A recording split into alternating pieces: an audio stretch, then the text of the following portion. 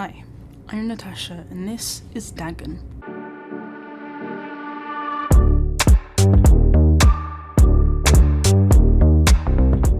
This game kind of has like H.P. Lovecraft vibes. It's based off of one of H.P. Lovecraft's short stories. Let's get into it. I am writing this under an appreciable mental strain, since by tonight I shall be no more. Okay. During the game, you'll encounter interactive elements. Some of them will allow you to continue your journey, others reveal interesting facts about the original short story. Yes, it is. Its historical background and the author. Some of the trivia is hidden. In order to find these secrets, focus your eyes and look for the Elder sign. Okay.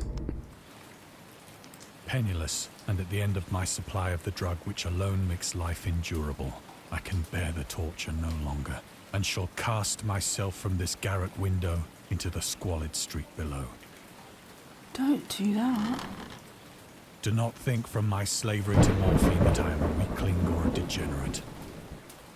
When you have read these hastily scrawled pages, you may guess, though never fully realize, why it is that I must have forgetfulness or death.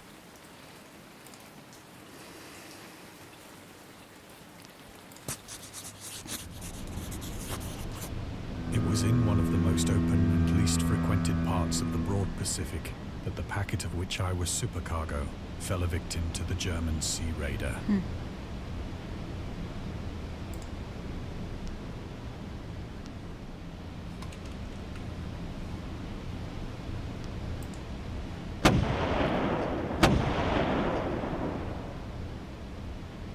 The Great War was then at its very beginning, and the ocean forces of the Hun had not completely sunk to their later degradation.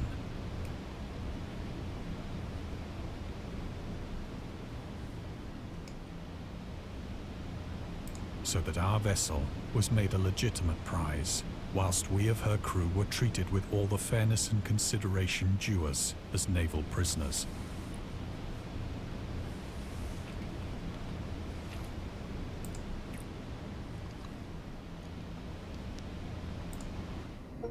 The Huns were Central Asian nomads who established a dominion in Europe and invaded the Roman Empire in the 5th century AD. They were known as brutal, deadly warriors, masters of quick raids, who also developed powerful composite bows, lassos, and early siege weapons. During World War I, the British used the word Hun as a synonym for Germans in order to emphasize their brutality. However, the term originated when the German Emperor Wilhelm II gave a speech to his troops on the 27th of July, 1900, before they embarked to China.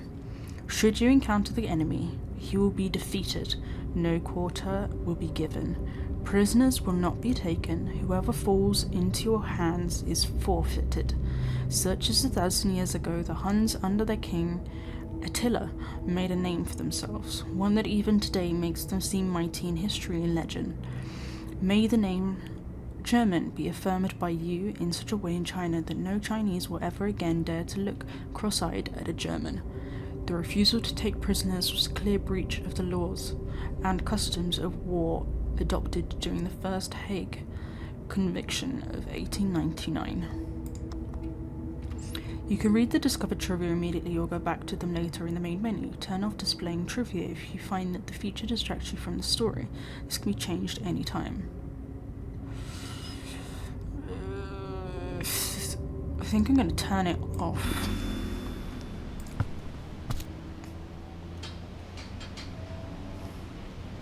So liberal, indeed, was the discipline of our captors, that 5 days after we were taken, I managed to escape alone in a small boat with water and provisions for a good length of time. The sky is so beautiful. The graphics are so pretty.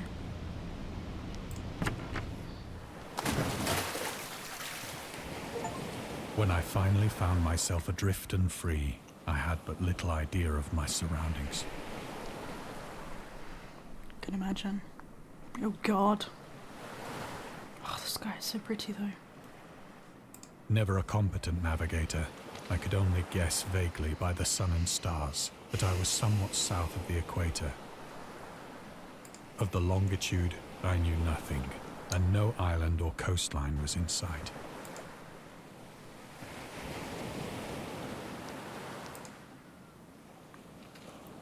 The weather kept fair, and for uncounted days I drifted aimlessly beneath the scorching sun, waiting either for some passing ship or to be cast on the shores of some habitable land. Oh my god, this is so pretty. God damn. This is a beautiful game.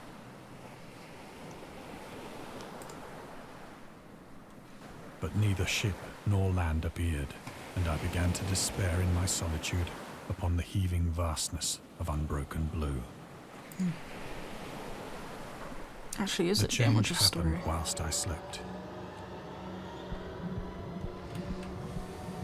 Its details I shall never know, for my slumber, though troubled and dream-infested, was continuous.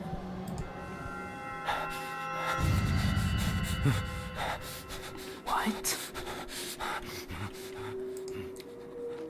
When at last I awoke, it was to discover myself half sucked into a slimy expanse of hellish black mire, which extended about me in monotonous undulations as far as I could see, and in which my boat lay grounded some distance away. Though one might well imagine that my first sensation would be of wonder at so prodigious and unexpected a transformation of scenery, I was in reality more horrified than astonished. For there was in the air, and in the rotting soil, a sinister quality which chilled me to the very core. The region was putrid with the carcasses of decaying fish, and of other, less describable things which I saw protruding from the nasty mud of the unending plain. Perhaps I should not hope to convey in mere words the unutterable hideousness that can dwell in absolute silence and barren immensity. There was nothing within hearing, and nothing in sight, save a vast reach of black slime. Yet the very completeness of the stillness and the homogeneity of the landscape oppressed me with a nauseating fear. The sun was blazing down from a sky which seemed to me almost black in its cloudless cruelty, as though reflecting the inky marsh beneath my feet.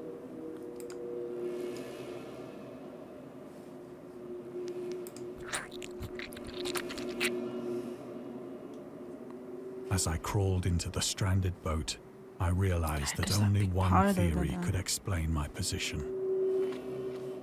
Through some unprecedented volcanic upheaval, a portion of the ocean floor must have been thrown to the surface, exposing regions for which innumerable millions of years had lain hidden under unfathomable watery depths.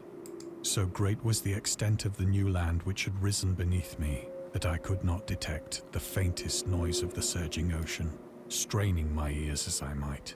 Wow. Nor were there any seafowl to prey upon the dead things.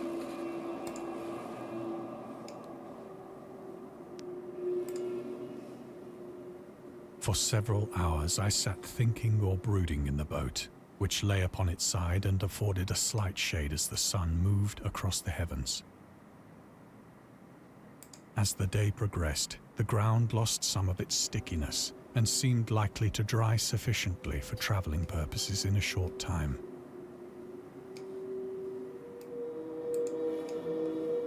That night I slept but little, and the next day I made for myself a pack containing food and water, preparatory to an overland journey in search of the vanished sea and possible rescue.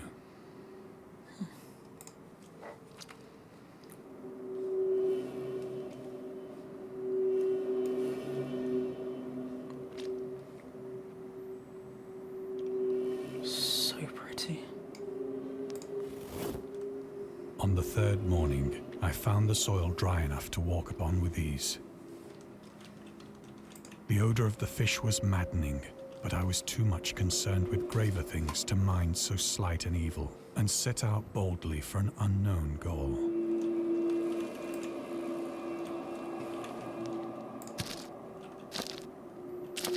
Do I not get to play, or is it just story? All day I forged steadily westward, guided by a faraway hummock which rose higher than any other elevation on the rolling desert. The details. Look at this mud.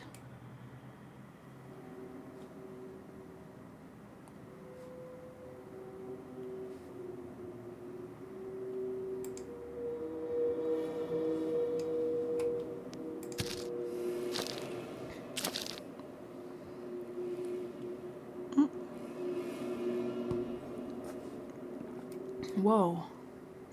Friggin' whale. What is that?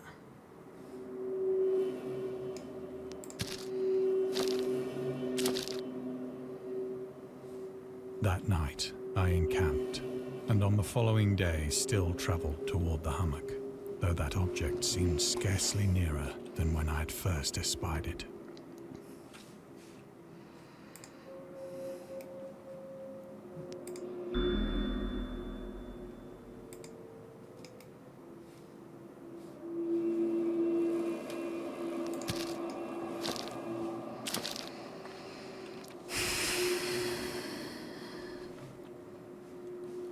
By the fourth evening, I attained the base of the mound, which turned out to be much higher than it had appeared from a distance. What was that though? Something shiny over there.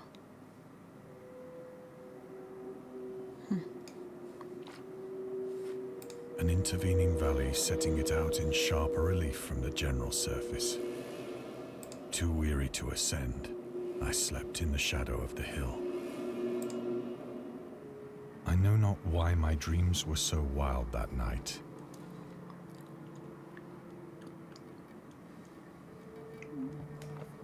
But ere the waning and fantastically gibbous moon had risen far above the eastern plain, I was awake in a cold perspiration, determined to sleep no more. Such visions as I had experienced were too much for me to endure again, and in the glow of the moon I saw how unwise I had been to travel by day. Without the glare of the parching sun, my journey would have cost me less energy. Indeed, I now felt quite able to perform the ascent which had deterred me at sunset. Picking up my pack, I started for the crest of the eminence.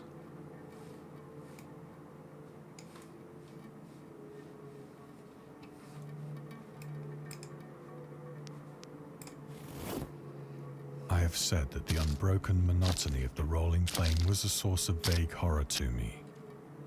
But I think my horror was greater when I gained the summit of the mound and looked down the other side into an immeasurable pit or canyon, whose black recesses the moon had not yet soared high enough to illumine.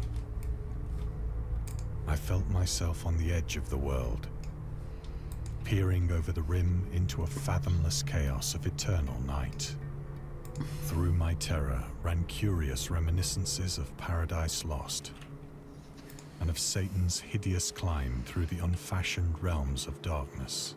As the moon climbed higher in the sky, I began to see that the slopes of the valley were not quite so perpendicular as ledges and outcroppings of rock afforded fairly easy footholds for a descent. Whilst after a drop of only a few hundred feet, the declivity became very gradual.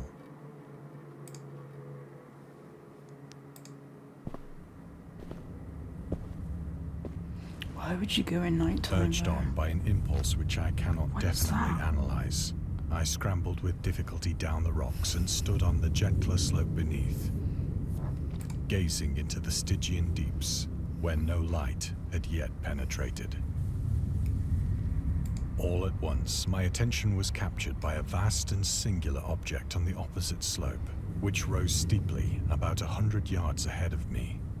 An object that gleamed whitely in the newly bestowed rays of the ascending moon.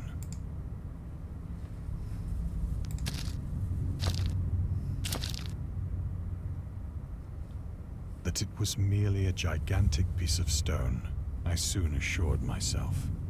But I was conscious of a distinct impression that its contour and position were not altogether the work of nature. A closer scrutiny filled me with sensations I cannot express. For despite its enormous magnitude and its position in an abyss which had yawned at the bottom of the sea since the world was young, I perceived beyond a doubt that the strange object was a well-shaped monolith, whose massive bulk had known the workmanship and perhaps the worship of living and thinking creatures.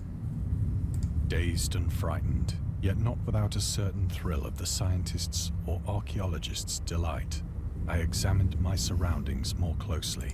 Aliens.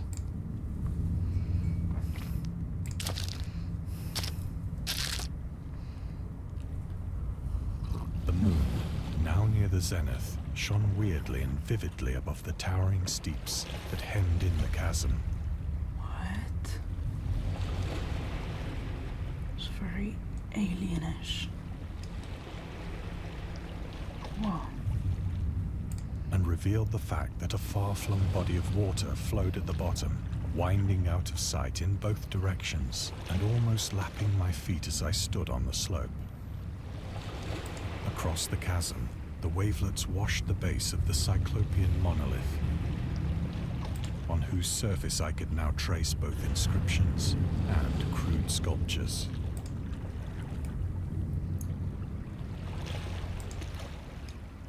The writing was in a system of hieroglyphics unknown to me and unlike anything I'd ever Very seen in alien. books,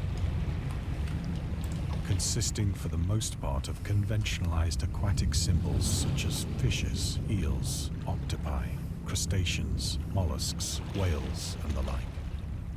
Several characters obviously represented marine things which are unknown to the modern world, but whose decomposing forms I had observed on the ocean-risen plain. Is that the Kraken? It was the pictorial carving, however, that did most to hold me spellbound.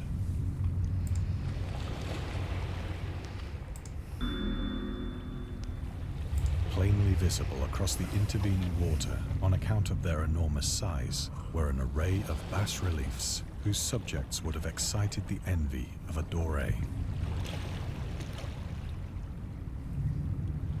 I think that these things were supposed to depict men, at least a certain sort of men, though the creatures were shown disporting like fishes in the waters of some marine grotto, or paying homage Mer-people. at some monolithic shrine which appeared to be under the waves as well. Of their faces and forms I dare not speak in detail, for the mere remembrance makes me grow faint. Grotesque beyond the imagination of a Poe or a Bulwer. They were damnably human in general outline, despite webbed hands and feet, shockingly wide and flabby lips. Glassy, bulging eyes, and other features less pleasant to recall. Curiously enough, they seemed to have been chiseled badly out of proportion with their scenic background, for one of the creatures was shown in the act of killing a whale, represented as but little larger than himself. I remarked, as I say, their grotesqueness and strange size, but in a moment decided that they were merely the imaginary gods of some primitive fishing or seafaring tribe. Some tribe whose last descendant had perished eras before the first ancestor of the Piltdown or Neanderthal man was born. Wow. Awestruck at this unexpected glimpse into a past beyond the conception of the most daring anthropologist, I stood musing whilst the moon cast queer reflections on the silent channel before me. Then, suddenly, I saw it. No, no, no, no, no, no, With no, no, only no, a no, no. slight churning to mark its rise to the surface, the thing slid into view above the dark waters.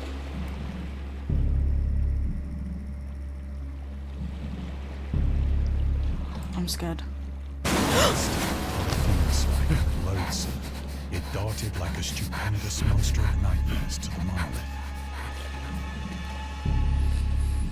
about which it flung its gigantic scaly arms, the while it bowed its hideous head and gave vent to certain measured sound.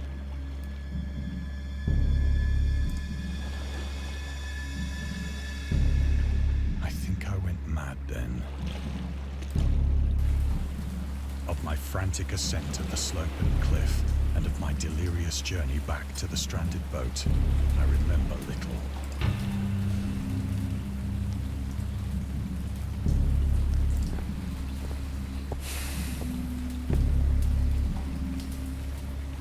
I believe I sang a great deal, and laughed oddly when I was unable to sing.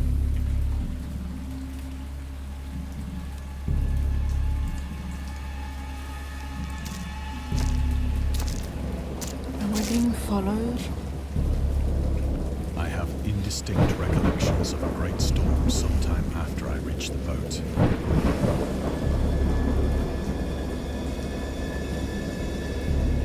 At any rate, I know that I heard pearls of thunder and other tones which nature utters only in her wildest moods.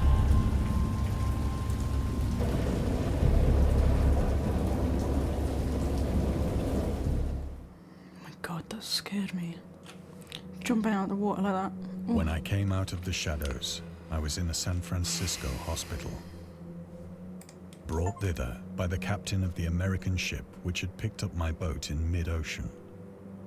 In my delirium, I had said much, but found that my words had been given scant attention.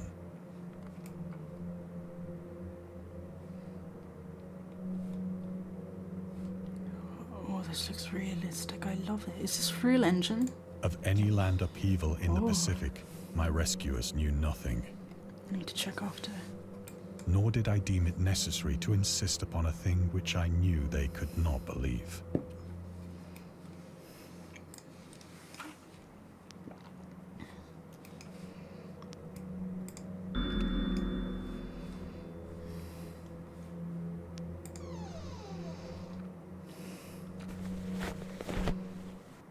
Once I sought out a celebrated ethnologist and amused him with peculiar questions regarding the ancient Philistine legend of Dagon, the fish god.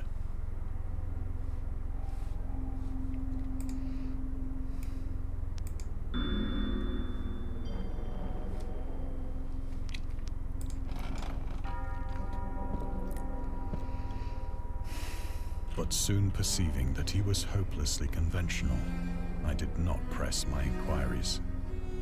Necronomicon.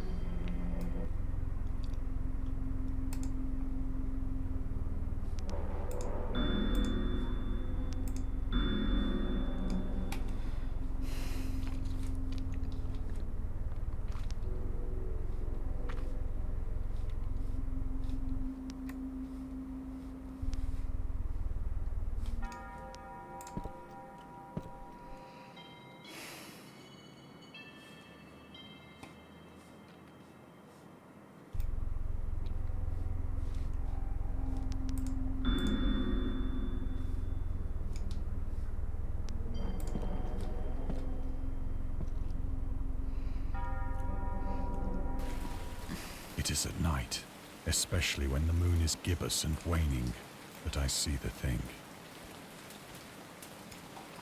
I tried morphine, but the drug has given only transient surcease and has drawn me into its clutches as a hopeless slave.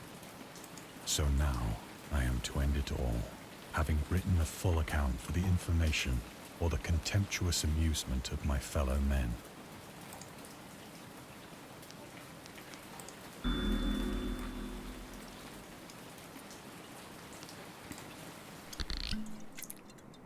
Often, I ask myself if it could not all have been a pure phantasm. A mere freak of fever as I lay sun-stricken and raving in the open boat after my escape from the German man-of-war. This I ask myself, but ever does there come before me a hideously vivid vision in reply. I cannot think of the deep sea without shuddering at the nameless things that may at this very moment be crawling and floundering on its slimy bed, worshipping their ancient stone idols and carving their own detestable likenesses on submarine obelisks of water-soaked granite.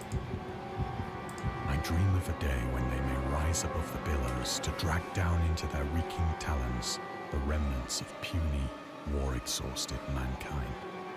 Of a day when the land shall sink, and the dark ocean shall ascend amidst universal pandemonium.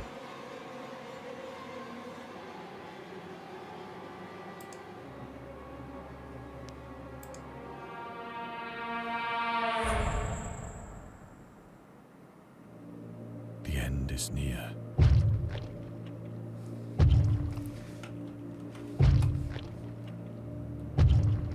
What? I hear a noise at the door, as of some immense slippery body lumbering against it. Oh.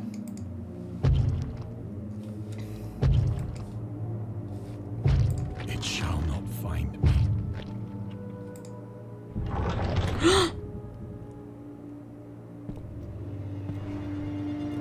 God, that hand!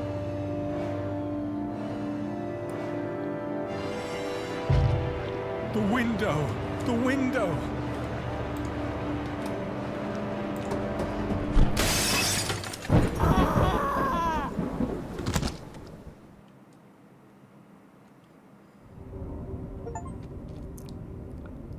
We hope you enjoyed immersing yourself in our little pool of cosmic horror. We would appreciate it if you took a moment to rate Dagon and check out our other games and DLCs. I loved that. That was so immersive. I loved that. Even though it was the game, I friggin' love H.P. Lovecraft. I've been reading a lot of his books recently, and the fact that there's this like immersive story where it puts you...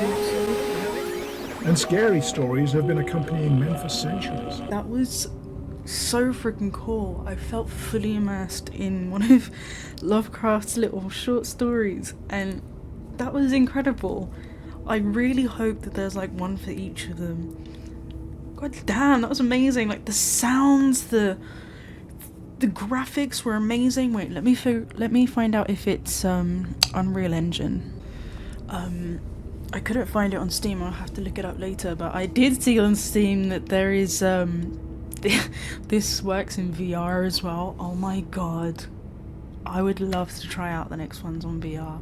This is incredible. Like, I felt like I was in H.P. Lovecraft's story, and the graphics are so beautiful. The imagery is amazing, and I feel like I don't know, if I was H.P. Lovecraft and someone did this for my work, I would be super happy and super impressed in like the way that it's been portrayed, and it's the sounds of it all is so immersive. That was incredible. 10 out of 10. Wow. This is incredible. I really want to turn this into a series, actually. Wow. Immersive stories. I thought this was going to be a game. I was happily surprised and impressed. But anyways, I hope you enjoyed this video. If you did, hit the like button below, subscribe for more geeky goodness like this. But for now, ciao.